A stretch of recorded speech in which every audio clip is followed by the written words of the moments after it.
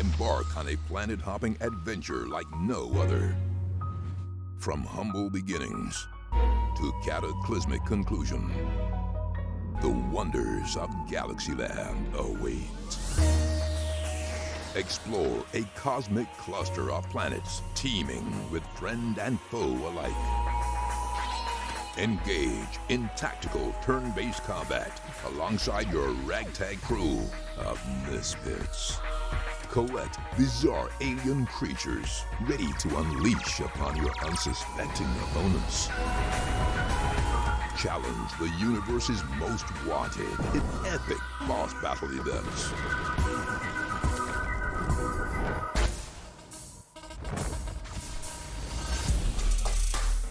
Shaping up to be an essential RPG.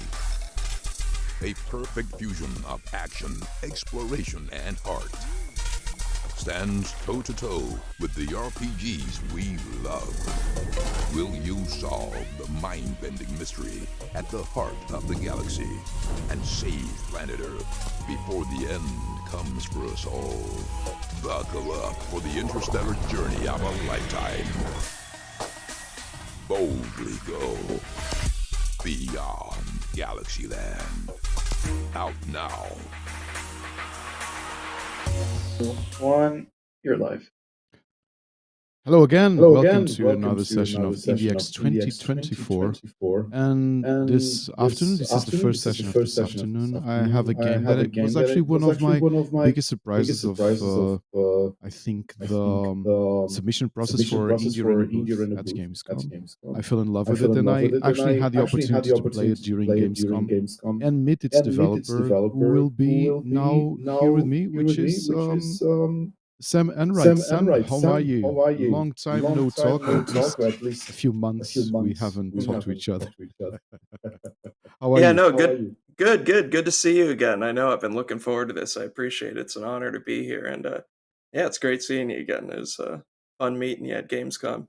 Yeah, and Yeah. in the meantime, Beyond Galaxyland got released on late September, September 24th. How is the release process going? Is it going as you expected? Yeah. At first it was stressful, just because it's a lot of anxiety, and I was really nervous how it would do critically, etc. And there's definitely a lot of nerves involved, even throughout like a couple weeks post launch, and I feel like now things have kind of settled down, but no, it was great. It was great. It was exciting. It was fun. And I guess sort of what I expected, but yeah, but Wh- still just a unique time to be making a game. The release is always the most exciting part. Yeah, and from what we can see, at least from Steam, you have very positive reviews. You have a really, really good score. Without a surprise, to be honest, because we've noticed the hype that the game created.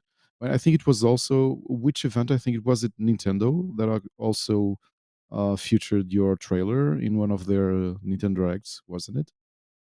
Yeah, I know we've gotten featured. I feel like just like some random place. I know Xbox put us in the Indie Selects recently, which was really nice.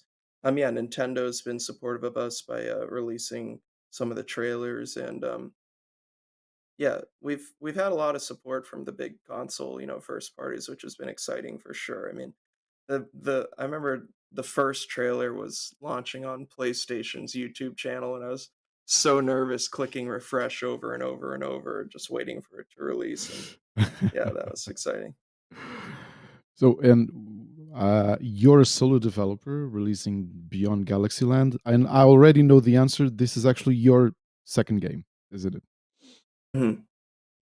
Yeah, correct. The first one I treated more as like a hobby project, Mhm. I would say, and then this sort of halfway through the first game, I wanted to hit the reset button and try again, more or less, with a sci-fi story that I really wanted to tell, and that's what this one was. But I was already like 2/3 into the greater good, which was my first game, and felt like I had to you know continue down that path in order to finally be able to work on Beyond Galaxyland. So yeah, this was my second game. And you're a sound designer, you're a composer at heart, so that was your Correct. inception on the development, on the game development adventure. Hmm. Yeah, I originally made these games as sort of like a way of putting my music to something, you know. I feel like yeah, at heart I consider myself a musician first and foremost, and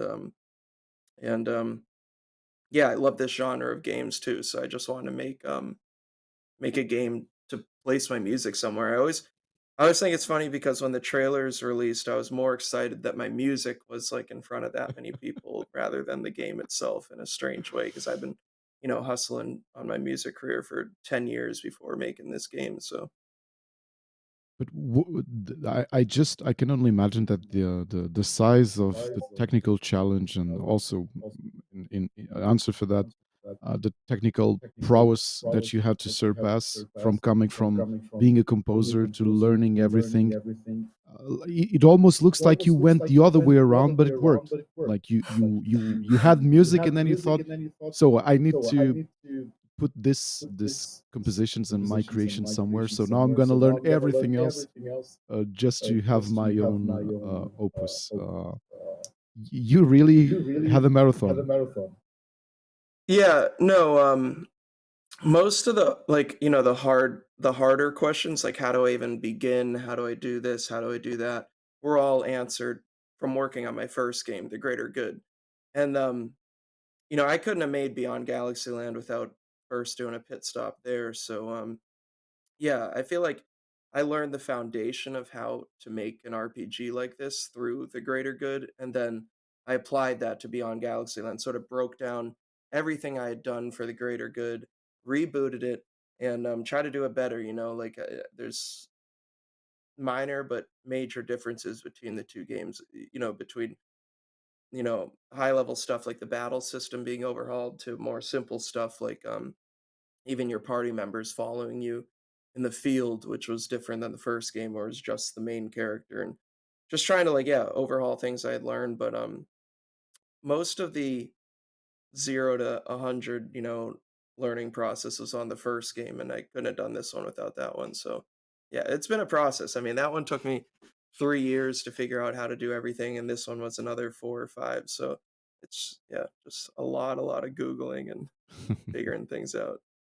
So I would suggest now that we dive into Beyond Galaxyland. It's a really, really beautiful game. The soundtrack is, well, goes without saying, it's obviously amazing. And you can buy it Thank you. separately if you want on Steam, at least. Do you have the soundtrack Mhm. available in other platforms? It's not as of this moment. I would love to make an announcement about placing it elsewhere, which hopefully I'll have in the future, but for now it's just available on Steam, correct?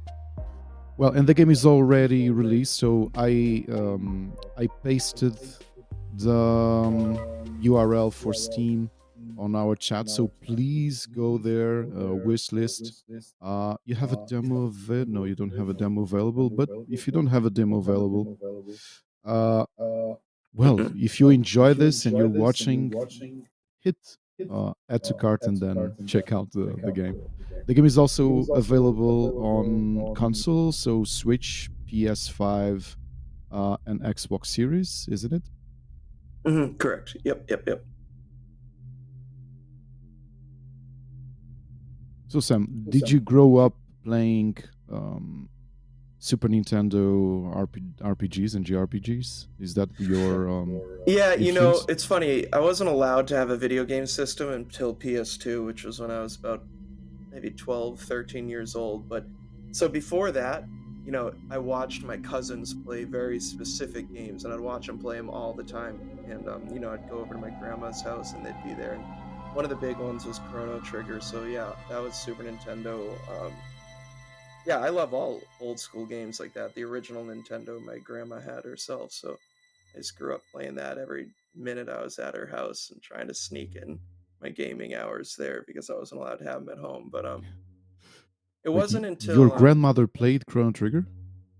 no, no, my cousins, my Ah, okay. cousins. But my grandma was an expert at Nintendo, the original. Like surprisingly, she could beat all the cousins at Mario and all that, which is funny. But yeah. So definitely not. I'd say PS1 era was when I was biggest into like this genre in RPG, like the original Final Fantasy 7, 8, um, not as much 9, but then PS2 it just like exploded for me. I was playing way too many video games once PS2 came around. And when along these decades did you decided that your career will be as a musician? Do you have your education? Does it have a musical background or something? Um, yeah, I mean, I went to college for computer science and then switched majors after a year and a half to music industry. So yeah, I sort of I played piano growing up my whole life, and then I started making beats and electronic music in college, and it sort of like was a revelation that I wanted to get into music. I never really thought about it in high school, to be honest, and it's sort of like once I realized I liked doing it, it accelerated from there. And by halfway through my sophomore year of college, I realized that's what I wanted to do, and I switched majors.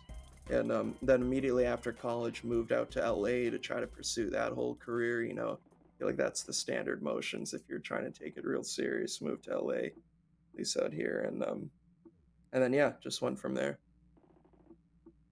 And was that change to LA? Is LA too much of a difference from your original city to for you to Yeah, I have to mean, adapt? LA in the US has a crazy vibe its own. I'm from Boston in the US, and those two cities I think have two very different cultures around them. And yeah, it's interesting. I think a lot of people from the East Coast have a hard time adjusting to LA. Like my friends who visit can't quite make sense of it because nothing's close by, and there's a lot of other small discrepancies in the city like that.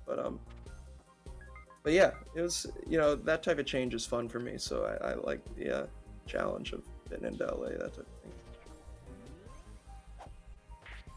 You're talking about Chrono Trigger. The obvious inspirations are here. So even this, although we have a turn-based RPG, the timing system for us to hit both to have bonus damage on our enemies and to save or parry some of the damage they will take on us. It's something really inspired by 90s Squaresoft GRPGs. Yeah. So that's precisely where you decided to go to for game design inspirations. Yeah, I'm definitely aware of like the Paper Mario influence on the real time pairing and all that. So yeah, it was a combination of that, knowing like a game like that has pulled it off so it can work. It's like if I look into these inspirations, you can kind of already have a design doc that works because they pulled it off. Yeah. So um, and then a combination of that and also just modern gamers, I think need I don't know if they need, but maybe would prefer a more active engagement in a turn-based system. So just trying to appeal to older and modern gamers at the same time, and yeah, just make battles more exciting. Even on a more surface level um, goal. Yeah.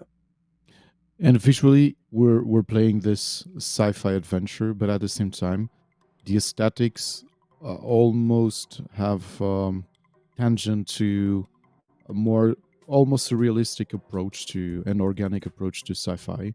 Do you have any visual inspirations, movies, or even comics or other games that hmm you looked at or felt influenced to create the art direction for Beyond Galaxyland? Yeah, as far as like sci-fi inspiration, it's it's vast. I love sci-fi. I've seen so many movies in that genre. Even like the ones I think a lot of people wouldn't have heard of in like the 80s or something. These obscure movies these days. Um, but yeah, just like movies, I think in general were really influential in making this game.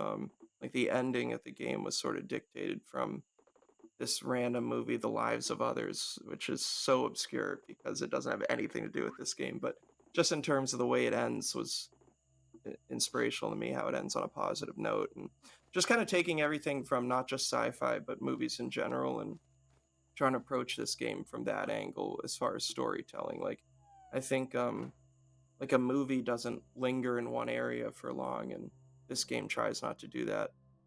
um But yeah, some of the classics for me are just like Aliens. There's a side quest late in the game that's supposed to be pretty much a direct Alien homage, and then like Terminator. I don't know. I'm trying to think of non-cliche ones, but a lot of them are really cliche. The ones I've seen the most time, like The Matrix, I think I've seen 100 times, and yeah, just like I love sci-fi, so sci-fi movies are hugely influential in this story. We know that being able to fully release the game is more than anything persistence and discipline, and it must be a infinite amount of that if you're doing it by yourself. How did What? you kept on track to by yourself start the game and actually finish it for 4 or 5 years along the road of starting beyond Yeah, Galaxyland? yeah. Um, the first couple years were probably harder than the final two. I just tried to be excited about the final product, like knowing it would hopefully eventually see a release date. The greater good, my first game showed me that, I can get to this finish line. I didn't realize, I thought this game would be about 2 or 3 years in scope. And then around the second or third year, I realized that certainly wasn't the case. But just um, just always being excited about the story. I think from a checklist standpoint, it could get overwhelming because there are like thousands of things to do. But then by the end, but then you take it planet by planet. Each new side quest I was excited to make. So like one of the side quest I mentioned, the alien influenced side quest, like that was a really big driving factor just to be able to get there and work on that side quest. So I was kind of like okay, if I get through this, then I can get to that. If I get through that, I can get to this, and then just going from there. And then speaking truthfully, for the final 2 years, I was working with a publisher, and that was really motivating because there's a lot of people on my back about finishing this thing at that point. So it's like contractually, I had to be motivated, or I'd get in trouble. But but no, still, contract or not, it was always exciting for me. Like this is what I love doing. I would say like if you're setting out to make a project like this, you have to make sure step one is you're like borderline obsessed with it. You know what I mean? Just that passionate about it, and then that'll help you get through it. Are you still on the post release window? And do you already have some ideas what your next project gonna be? Sorry, what's the first part? Am I still on a post-release window? Like, what's your question there? I'm sorry. If you're still there in the second, if although you're even if you're on the post release window, if you're having a clearer idea of what your next project's gonna be. Mm-hmm. Yeah, I mean, I definitely have some things in my head. I don't feel like I can. They're not like concrete enough to even go into that much detail, but I have something I'm really excited about that I think fans of this game would be excited to hear about. But um, once again, I'm just trying to like explore like game design. I think so. I'm trying to really ramp up from this game as well for another project, and I'm excited. Yeah, I'm excited about something I'm working on, but it's so early in production. I try to be just like laser focused on this game, Yeah. Beyond Galaxyland, on this before even moving on. And I feel like only in the last week or two has things settled down enough to get my mind back into a place where I can start considering another project. Yeah, because it just turned just a month from the game's release. So I just imagine Mm-hmm. every post release work and little tweaks on different platforms or even marketing stuff might be consuming your Yeah. day-to-day time. Yeah.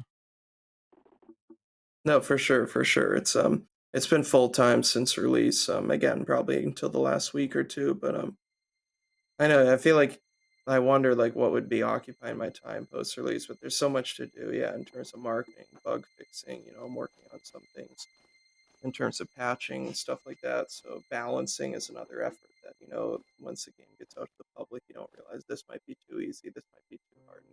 You try to compensate for that in development, but it's not like a flawless system. And then once it gets to the public, you realize some things could be better here, here. I feel like there's a balance where you don't want to go too hard in terms of like perfectionism and stuff like that because um, I don't know, just everyone's gaming experience is different with the game, so you can't just be full time working like all the time on the app. There's one person, and the other person will make the game worse for, and it's a balance. But yeah, it's been busy for sure. And it's an increased scope from the greater good to beyond Mhm. Galaxyland.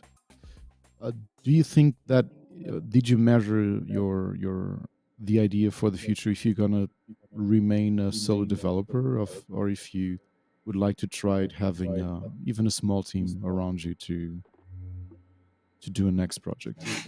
I would love to do something with a small team for sure. I feel like, yeah, just like the Beyond Galaxy was a much bigger scope than the Greater Good, I'd like to sort of do that trajectory again. And I think an idea I have sort of coincides with that. But yeah, working with the team's not something I've done explicitly. I mean, for Beyond Galaxyland, a couple pixel artists were brought on board after the publisher signed, like to overhaul some older art, do a couple boss fights, things like that. The portrait art in this game is an artist that was brought on board, and so I'm familiar working with people, but not as like intimately as I'm hoping to on another project in terms of you know, just having like a team rather than contracted workers, which is contracted workers I think are more just like, I send out an email, I'll get a response, and then working with the team is more of like hands-on, like yeah, just more of a collaborative experience, I suppose. And yeah, I'd love to do something like that for sure. So I'm looking into it and trying to figure things out in that department soon. We'll see how that goes. And with this game bringing you to a bigger audience, do you think or are you open to other studios to commission soundtracks uh, to you? Because, and again, you describe yourself as a composer and Hmm. uh, a sound designer at heart. Do you Yeah. think this is a possibility, or are you just going to focus on your own studio? No, that's definitely something I would love to do. That's like a that was a big goal of mine after Beyond Galaxyland release. I sort of had it in my head that I'd work on a bigger project and in the meantime hopefully get connected on some soundtracks and I got maybe a couple things in the work, but again, I've been so laser focused on the release of Beyond Galaxyland that it's been tough to prioritize like composing a soundtrack. But yeah, it's something I'd absolutely love to do, and I've been putting in efforts to reach out to people and try to get connected to do that. So yeah, I'd love to do that. Production wise, what we are looking is this was developed in Unity, wasn't it? Correct. Was it too difficult for you to learn the trade and learn all the this how to turn this high definition pixel art into something that looks as gorgeous as this is? Was the community important for you to learn some tricks? I appreciate that. I appreciate the comment about the graphics. Yeah, yeah. I mean, there's like this every time I started a new area, it's like a blank slate, So I kind of broke up each planet in this game was a 3-month development cycle. The first 6 weeks was the area and geometry, like what it looked like, etc. And the second 6 weeks was the enemies, the dialogue, the storyline. I'd kind of write or finalize the dialogue during the first 6 weeks, the second 6 weeks. Then I moved planet to planet like that. But that first 6 week chunk, when it was just a blank white slate, and I had to turn it into, like the planet you're seeing, it was definitely really overwhelming. I had to battle myself because I always got this overwhelming feeling of like dread that it's like I'm never gonna get this thing looking the way I see it in my head. And because when you start with a blank white room, you drag in one or two pieces of art, and it's just like you realize there's so much left to do, and it can be really overwhelming. And just trying to ignore that thought, knowing that I can do it, like I can pull it off. I just need to stay focused, like we were talking about, and stay motivated and then be iterative. None of this scene that we're looking at went through so many redesigns. Originally, it was took place during the daytime, so I didn't have any of the like neon glowing stuff that you're seeing, which I think is a fun effect. Everyone likes their neon in their sci-fi games, but yeah, it was just hugely iterative. It was piece by piece, brick by brick. Basically, I tried to for each area collect a bunch of Lego pieces and then be able to arrange them however I needed for that particular scene. And then so each planet had its own set of Lego pieces. So it's kind of figuring out what those pieces would look like, laying them down in a way that would be fun, and then and yeah, just trying to ignore like doubtful feelings because they're definitely there. And with Unity is the same way. It's just so iterative. It's like, layer by layer, step by step for years, honestly. So, there's still things I learn every day, and there's a ton of things I don't know yet with Unity that this game never really touched upon, as far as game dev goes. And it's also part of the thrill of like problem solving with game dev that you're kind of on your own. There's no exact Google answer for your particular problem. Oftentimes there is, to be fair, with Unity. So many people use it, which is a huge advantage of Unity, the community around it. But yeah, just hugely iterative, like step by step, Google search by Google search, and figuring out what I had to do to solve a particular problem. Because now what current technology allows us to do is actually build with all these 2D set pieces and with the current and modern parallax effects to convey all this depth of your landscape. When in fact you're like you were saying, you're building this with Lego pieces, playing with first, second, third plans, and doing this. It's yeah, it's something that I believe in the last 10 years, lots of developers have been playing with and experiencing with. And Yeah. obviously it works really well with the light effects that it has. So I think it's one of the aspects, and you know this for sure because you've been showcasing Beyond Galaxyland in physical events.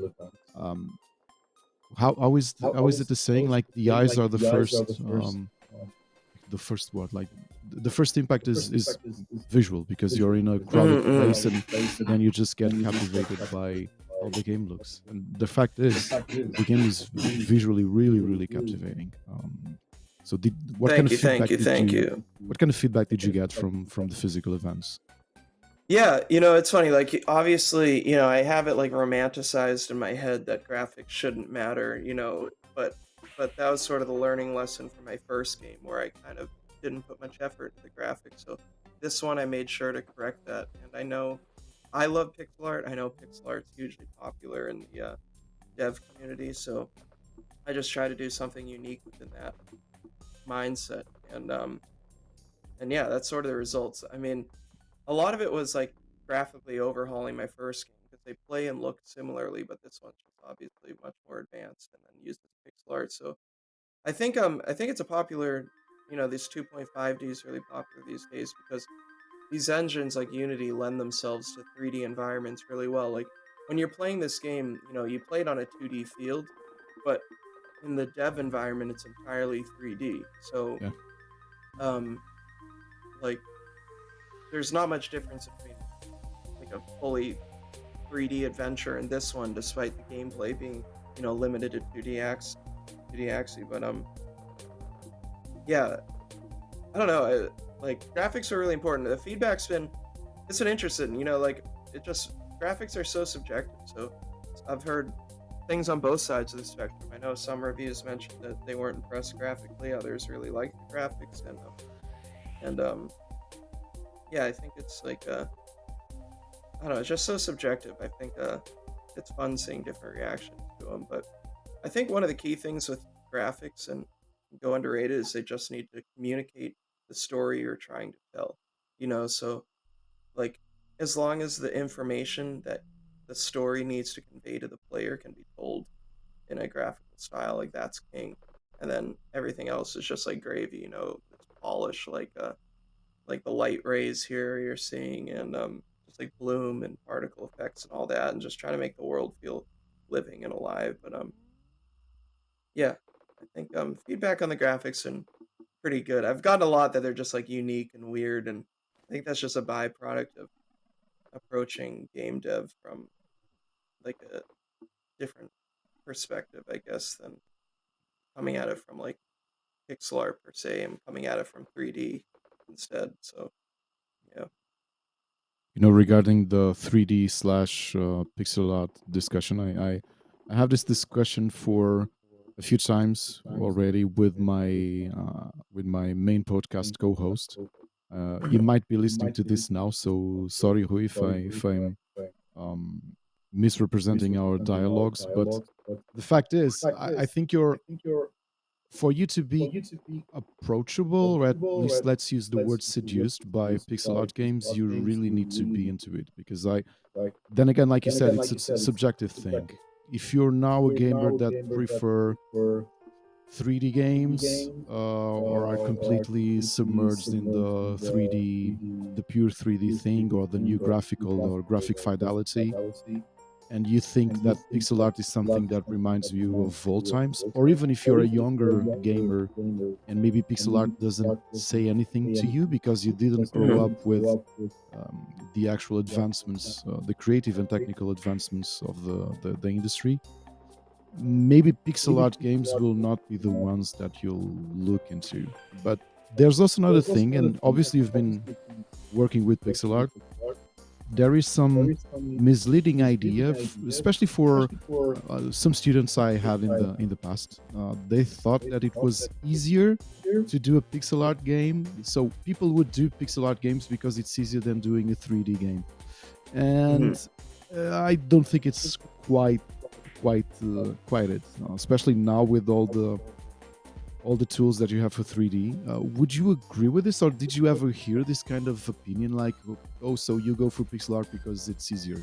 I Oh personally don't yeah, think no, it's I've for easier. sure heard that. I think that's a big sentiment in the game dev community that pixel art is easy, and I think like anything, pixel art probably has a much easier barrier of entry, Hmm. so you can immediately like that's the big advantage. So you can get, it's kind of like making music, like beat making so popular now because anybody can do it and you can quickly get professional results, so it's enticing. And just like that with pixel art, I think people see it as like this, highway to, elevating their game to a level that it's on the same playing field as these other major games because, like, quote, anybody can do pixel art. But working on this game, after working, once I signed with the publisher, I brought in, professional pixel artists, and they're on like a whole different level, than my pixel art in this game. I think I had to work really hard to try to, make pixel art on a professional level. It's not my original skill set. So yeah, I think it's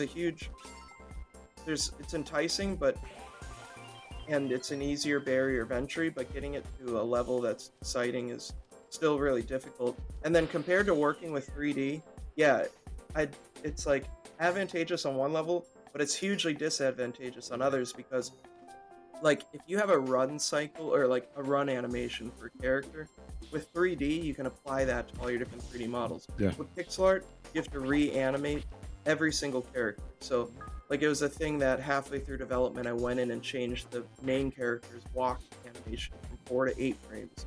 But all NPCs in the game kept the 4-frame walk animation because I would have to go systematically through like 100 different NPCs and update their animation frame count, which would have been incredibly time consuming. And whereas 3D, you could have done that in an instant for all characters just by changing the general walk animation. I mean, depending on how many animations you're using for walking, but still. So I think it's like a quicker barrier to entry, but the climb to getting it on like a high level is still challenging, and I needed to bring in people to help me do that. And then it can be really tough later in development when you need to iterate on your old designs when they have Yeah. to be so per character, per animation.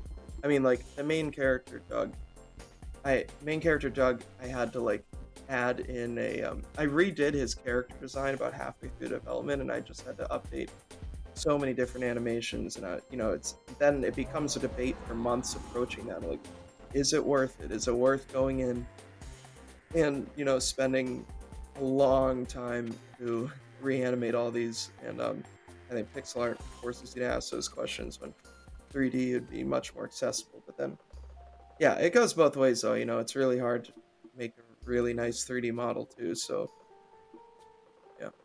Completely subjective, and I don't know if you agree with this or not, but looking at different stages of development, I think it's easy for you. Let's use the expression looking good, okay, with all the subjective charge that it has, okay?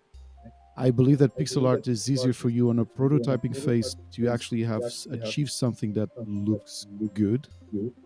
Hmm. Harder maybe with 3D models, but I think along the way, exactly what you were saying, like you brought some pixel artists to work with you, and obviously you notice these are professional pixel artists because the quality, the detail that you look, like all these layers that compose the landscape and the scenario, you can look at all these details, and obviously to have this kind of detail, this kind of quality, it's not easy to do. Maybe it's someone that's just used to working with a sprite or something like that. It would be difficult to achieve this kind of quality. So 3D, obviously now you have several, I don't know, even pre-rendered models. I've been looking to some prototyping with Unreal, with assets already built, and you think about it and you go like, whoa, this character, this human looks really good, already really polished.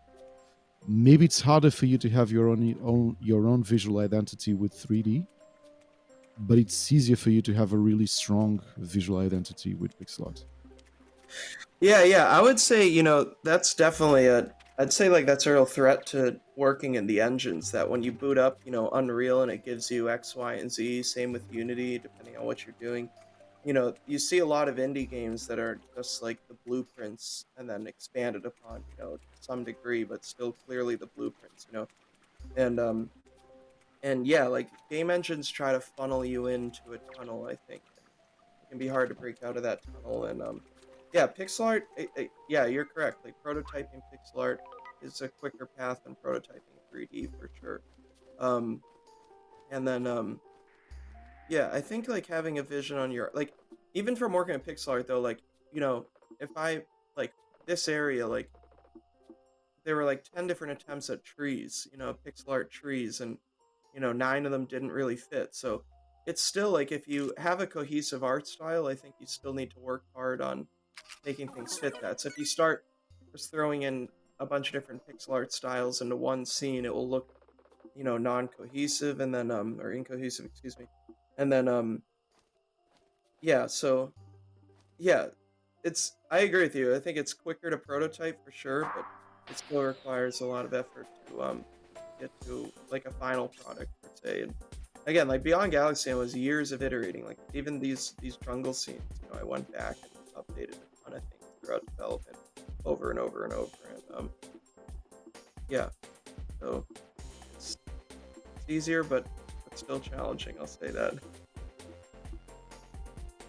So when you start playing Beyond Galaxyland, something you notice is, in terms of mechanical layers, it's far more than just a turn-based RPG, because we've been just introduced to this idea of capturing an enemy, and we photographed, and there's more than meets the eye at Beyond Galaxyland. Did you have even more ideas that you had to cut back because of the scope you defined for Beyond Galaxyland, or the final result is more or less what you envisioned of different mechanical layers for your game? I'd say probably a bit of both. I think a lot of the mechanics I wanted to go into the game all kind of made the game, like the photography element, which I was like debating scrapping a couple times because it got really complex, and and yeah, like the battle system sort of was what I envisioned. But then at the same time, a ton of things were cut more on the, like a smaller level. Like the city that you're about to reach is in development, called, like in the development, and I have it titled the files Jungle City 1, because there's supposed to be a Jungle City 2 and maybe even a Jungle City 3, but I ended up cutting those two, and I think it helped the game ultimately in terms of pacing. But there is lots of cut content. I would say in terms of like geography and areas, that's where most of the cuts were made.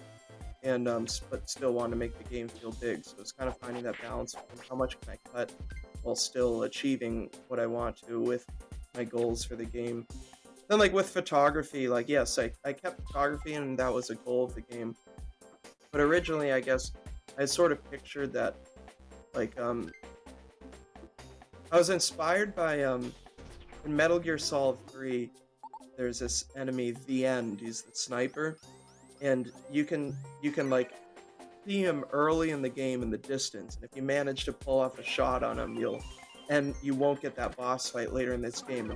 And so my goal was to sort of originally have like bosses in the background of a lot of scenes, so you could take photographs of them early in the game, and then it still occasionally happens in this game, but not as much as I originally hoped. So there's definitely like downscoping on the original ideas while still trying to keep them in. So yeah, I mean, I think that's like I always try to make the point that like with game dev, there's a bunch of different skills, right? You have sound design, you have 3D modeling if your game calls for it, you have like coding, etc. But one skill I think is really important is game dev.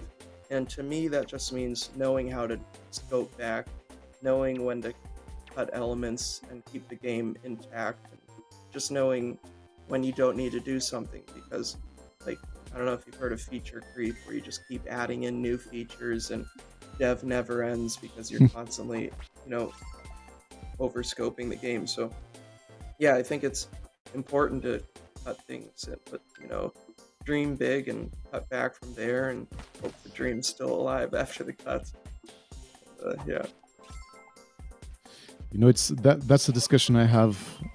So I teach at a video game degree here in Portugal, and that's the discussion I have with my students from when they start writing or thinking about their prototype, because I think that's something that you develop as a creator, is that sensitivity to understand if you're over scoping, if it's a realistic approach, and what is just an accessory to your idea, or what is essential. And obviously that comes with experience.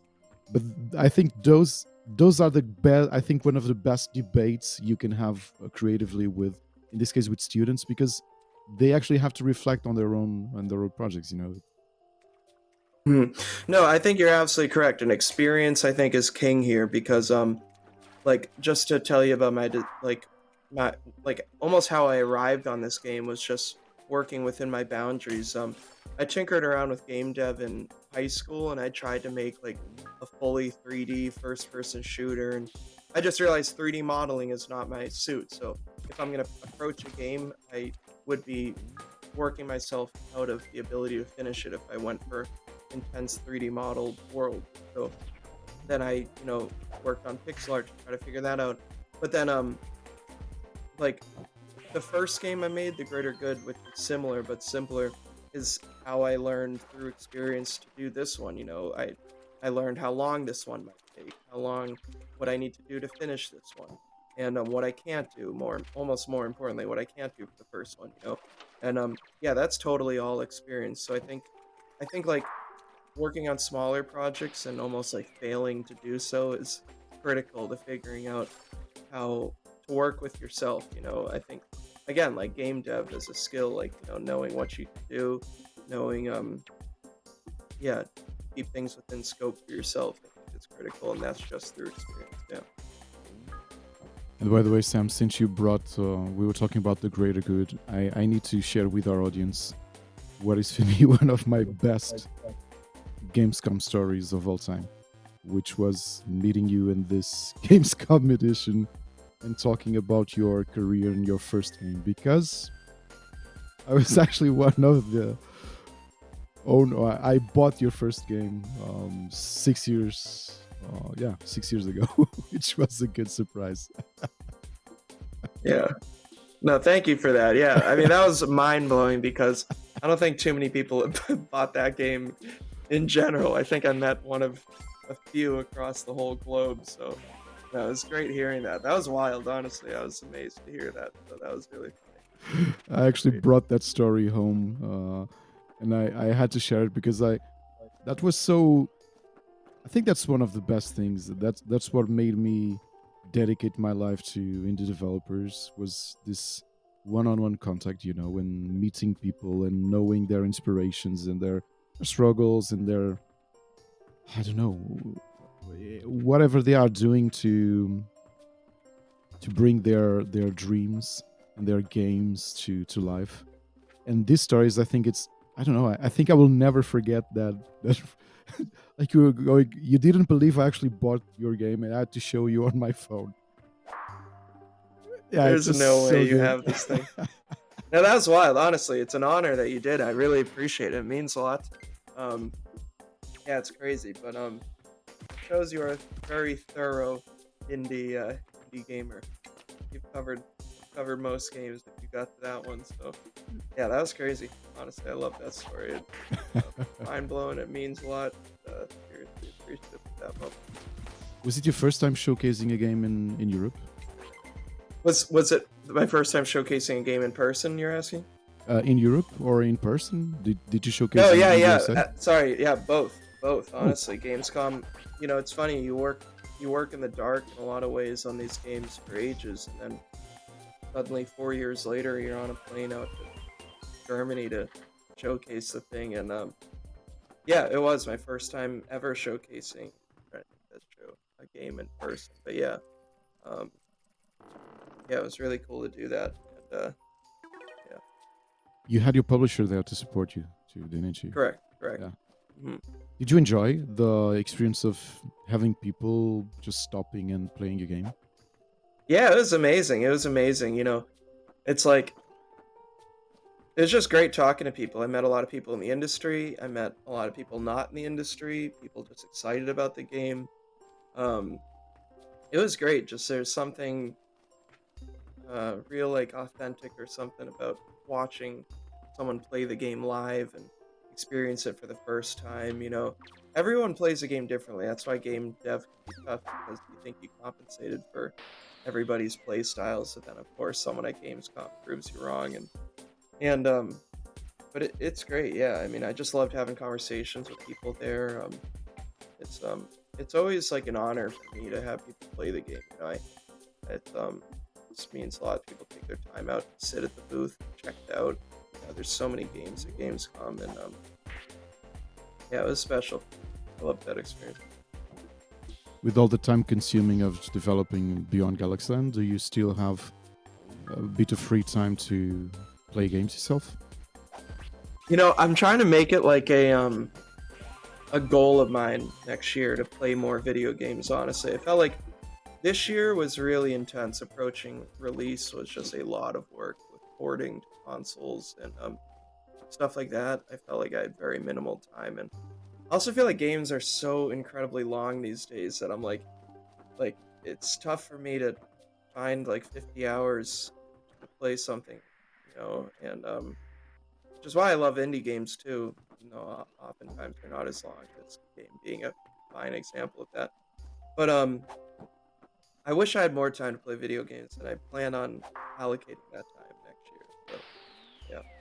You know, that discussion, I just had it, I think, 16 hours ago when I was recording today's episode of my weekly podcast with Rui, because we were talking precisely about that. He was asking if I felt that indie games, the majority of indie games, you have that initial appeal, maybe because of art direction or even for a mechanical loop that you find it's innovative or something different. But then he asked me if I felt that how long on those short indie games that I would feel that you get kind of monotonous on playing the same mechanical loop.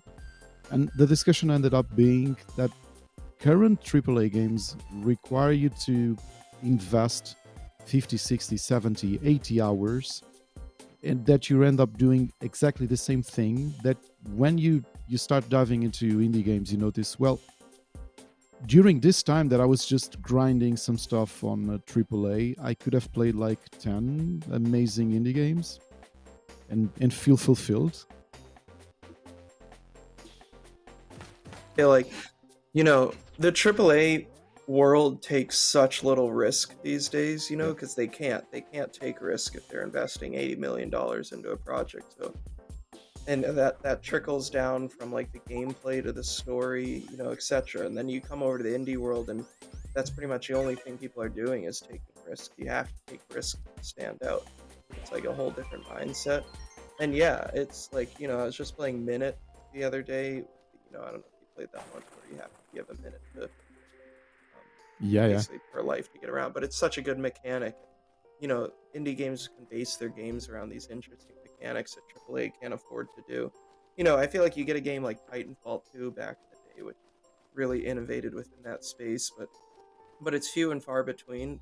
Whereas in the indie world, it's the opposite. It's most indie games that are popular have done something really unique and taken a risk, and it's paid off. And then I find a lot of that like indie success trickles up to AAA. You know, like AAA will take some of its notes from really popular indies, stuff like that. And yeah, I would love for the AAA industry to, instead of one big AAA game, to even do like 4 or 5 AA games.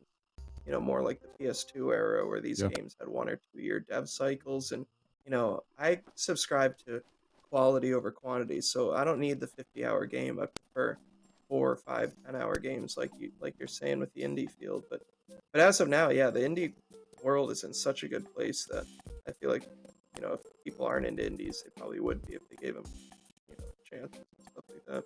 But I don't know if that vocal minority that complains a lot on social network would agree with that, and I will tell you why. I think last year one of the best games, if not the best AAA I played, was Marvel Spider-Man 2. And Marvel Spider-Man 2, you can finish everything I finished everything, I collected everything in 21 hours, which Yeah, isn't that much for a AAA. And for me, that was actually a really positive point because I felt creatively that Mhm. the Insomniac team was really honest with the Yeah. consumers. So he didn't fluff anything just to extend the gameplay loop. But I read so many people saying, "What, paying 70 euro or 80 euro for a AAA that you can finish in 20 hours? That's bullshit." And I was like, why are people doing this ratio of hours slash euro slash dollar? You know, that No, I makes agree. no sense. Yeah, that's like honestly like that's like my biggest complaint with the industry right now. I think value is like exclusively derived from play length, and I don't think it should be at all. I think what you get when that happens is these games throwing in so much filler and fluff and just diluting the gameplay experience down. And I just think yeah, I the vocal minority that talked about like, you know, this game isn't worth it because it's this long or this long. It's like, well, what did they deliver for that length? And I think, yeah, like for me, quality is king over quantity, and I also just find the like, yeah, just the pricing structure of video games is interesting because I don't know, compared to music where it's like $1 a song on iTunes, you get these indie games with like, you know, these big soundtracks and the whole game is like $10. And I just think it's but they have to be priced because that's how the industry finds value, these play lengths. I feel like otherwise, like you said, you'll get the vocal minority, you know, are very upset that Marvel Spider-Man was only 21 hours when instead, like you said, they delivered this really compact, concise story at really high quality. So I agree. I agree. Like I I really get bothered by the push for value is derived from playtime and not quality of game. So yeah.